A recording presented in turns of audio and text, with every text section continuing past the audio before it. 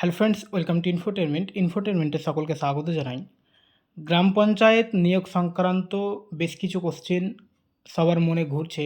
যেমন প্রথম কোশ্চেন হচ্ছে যে রেজিস্ট্রেশন এর আগে আমরা করে নিয়েছি, তো এখন কি আবার আমাদের রেজিস্ট্রেশন নতুন করে করতে হবে না পুরনো রেজিস্ট্রেশনেই চলবে? তো দেখো, এখানে কর্মসংস্থান পেপারেও একজন এই ধরনের কোশ্চেন করেছে এবং উত্তরে কি বলা হয়েছে দেখব আমরা। বলছে গ্রাম পঞ্চায়েতে নিয়োগের বিজ্ঞপ্তি কবে বেরোবে, প্রথম কোশ্চেন বলা আছে। এখন কি অনলাইনে নাম রেজিস্ট্রেশন চলছে? পরীক্ষা কবে হবে? পরীক্ষার সিলেবাস কি থাকবে? যারা আগে নাম রেজিস্ট্রেশন করেনি তাদের কি আবার নাম রেজিস্ট্রেশন করতে হবে? খুব গুরুত্বপূর্ণ এখানে প্রশ্ন রয়েছে, ঠিক আছে। তো উত্তরে কি বলা হয়েছে? বলা হয়েছে যে রাজ্যের সব গ্রাম পঞ্চায়েতে group D peon, data entry operator, lower division assistant, গ্রাম পঞ্চায়েত কর্মী, নির্মাণ সহায়ক, সহায়ক secretary, assistant cashier, accounts clerk, executive assistant, stenographer, clerk cum typist, panchayat সমিতি পিওন, ব্লক ইনফরমেটিক্স অফিসার ইত্যাদি পদে প্রায় 11,000 শূন্যপদ পূরণ করা হবে।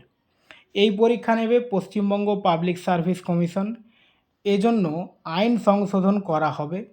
তারপর আইন অনুযায়ী নিয়োগের যাবতীয় দায়িত্ব দেওয়া হবে পিএসসিকে। আগে এই পদে নিয়োগ হতো জেলা স্তরের ডিস্ট্রিক্ট লেভেল সিলেকশন কমিটি ডিএলএসএসসি এর মাধ্যমে। পিএসসির দায়িত্ব পেলেই এই পদে নতুন করে দরখাস্ত নেওয়ার বিজ্ঞপ্তি বের করবে। আগে যারা নাম রেজিস্ট্রেশন করেছিলেন তাদের আবার নতুন করে পিএসসির ওয়েবসাইটে গিয়ে দরখাস্ত করতে হবে। যারা আগে নাম রেজিস্ট্রেশন করেননি তাদের নতুন করে নাম রেজিস্ট্রেশনের কোনো দরকার নেই, ঠিক আছে।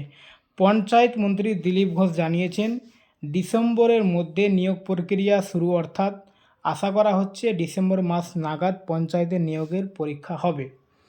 পরীক্ষার সিলেবাস বদলাবে, প্রার্থীর সংখ্যা অনেক বেশি হবে, তাই প্রার্থী বাছাইয়ের জন্য প্রিলিমিনারি ও মেন্স দুটি পর্যায়ে পরীক্ষা নেওয়া হতে পারে, যদিও বিষয়টি এখনও আলোচনার পর্যায়ে আছে। প্রার্থী বাছাই পরীক্ষা আগামী বছরের প্রথম দিকে হবে।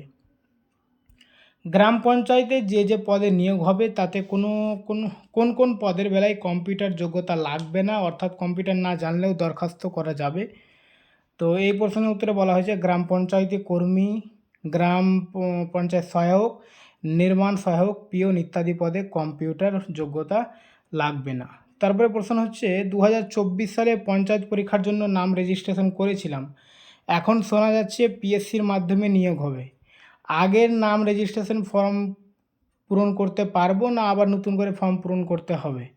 তো সব প্রার্থীদের নতুন করে দরখাস্ত করতে হবে পিএসসির ওয়েবসাইটে গিয়ে বিজ্ঞপ্তি বেরোনোর পর।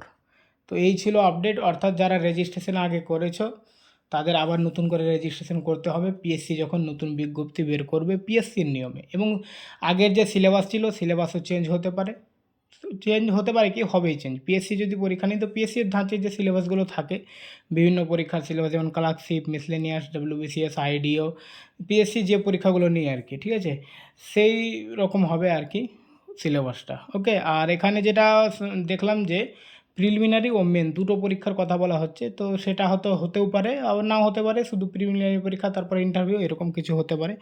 ওকে, তো যখন বিজ্ঞপ্তি বেরোবে তখন জানা যাবে অবশ্যই। Thank you.